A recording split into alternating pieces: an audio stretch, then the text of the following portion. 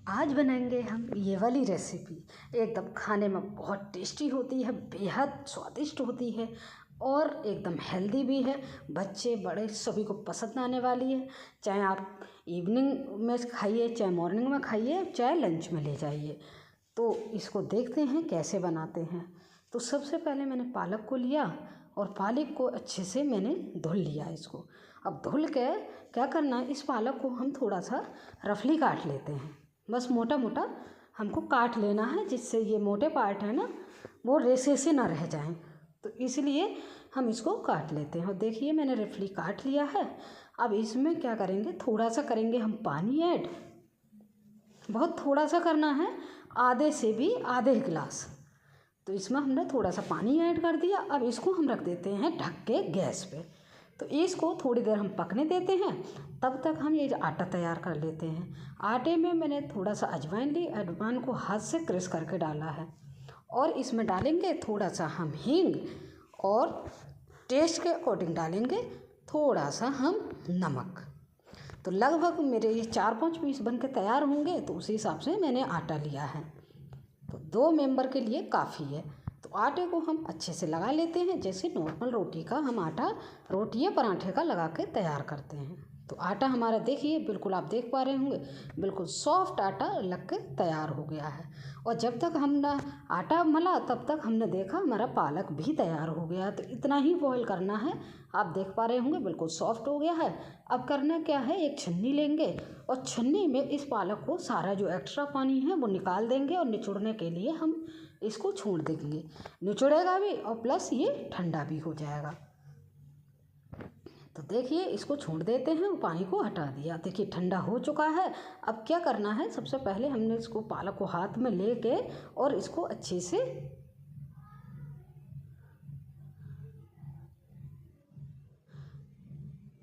ये पालक को हम बाद में देखेंगे। और तब मैंने पनीर को ये ग्रेट कर लिया, क्योंकि पालक थोड़ा सा हमारा गर्म हो रहा था, तो मैंने वही छोड़ दिया। अब देखिए पालक को मैंने ले लिया है।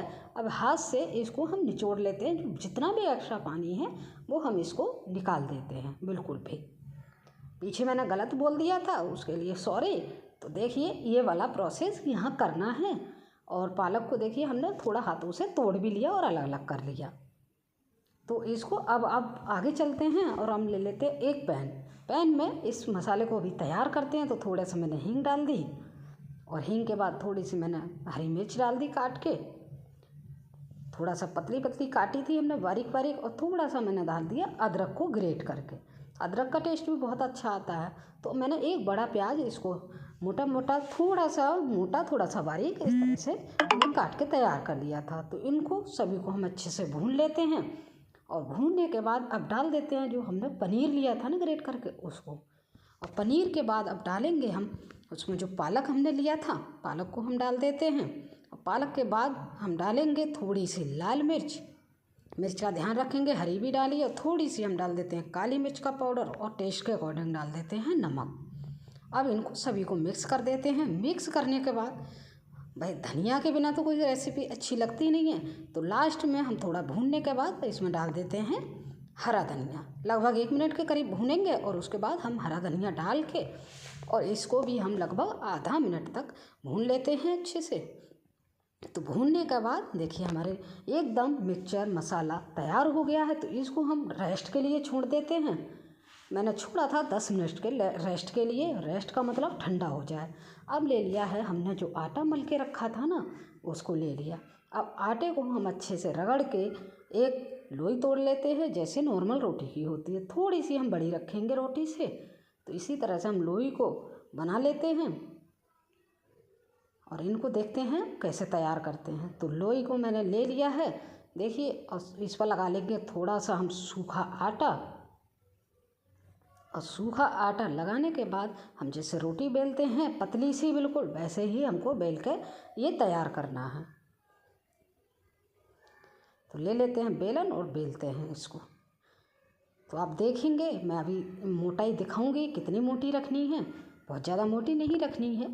तो देखिए इस तरह से रोटी हमारी तैयार हो गई है। अब देख पा रहे होंगे इस तरह से रोटी बिल्कुल हमारी इसी थिकनेस में हमको तैयार कर लेनी है। अब जो हमारा मिक्सचर था ना उसको रखते हैं बीच में बिल्कुल। तो बीच में जितना भी आप मिक्सचर रखना चाहें, ज़्यादा रखेंगे तो हेल्दी तो है, खाने में कोई नुकसान वाली चीज़ नहीं है।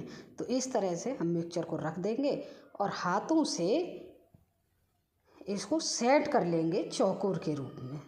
तो देखिए हमने बहुत सारा मिक्सचर रखा है, तो हाथों से इस तरह से सेट करते हुए हम इसको, अब देखिए थोड़ा सा मैंने ले लिया चीज़, जो बच्चों को बहुत पसंद आता है। तो बच्चों की एकदम फेवरेट रेसिपी ये बन के तैयार हो जाती है।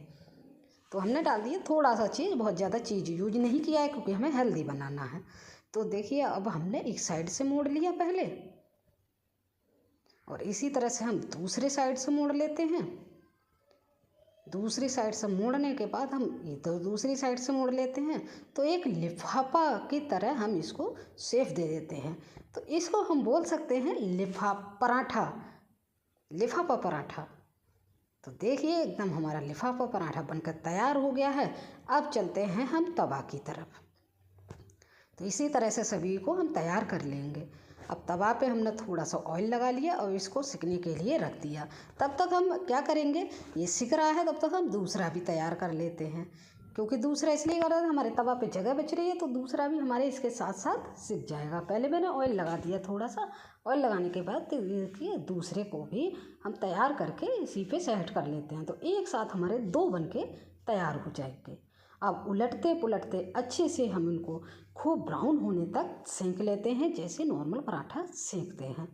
तो यहाँ पे मैं याद दिला दूँ फ्रेंड, अगर मेरी रेसिपी अच्छी लग रही है तो लाइक शेयर कीजिएगा और कमेंट में मुझे ज़रूर बताइएगा कि मेरी रेसिपी आप लोगों को कैसी लगी। और ट्राई करना तो बिल्कुल मत भूलिएगा। रेसिपी देखने के बाद एक बार ज़रूर ट्राई कीजिएगा कि कितना अच्छा टेस्ट आता है। आप कहेंगे कि हाँ बहुत अच्छी रेसिपी है और बार बार खाने का मन करेगा, और खा भी लेंगे तो कोई दिक्कत नहीं है, क्योंकि बहुत हेल्दी होती है ये। पनीर और गेहूं के आटा के साथ बन रही है, पालक भी हो गया, तो सारी चीज़ें हमारी एक साथ हेल्दी हैं।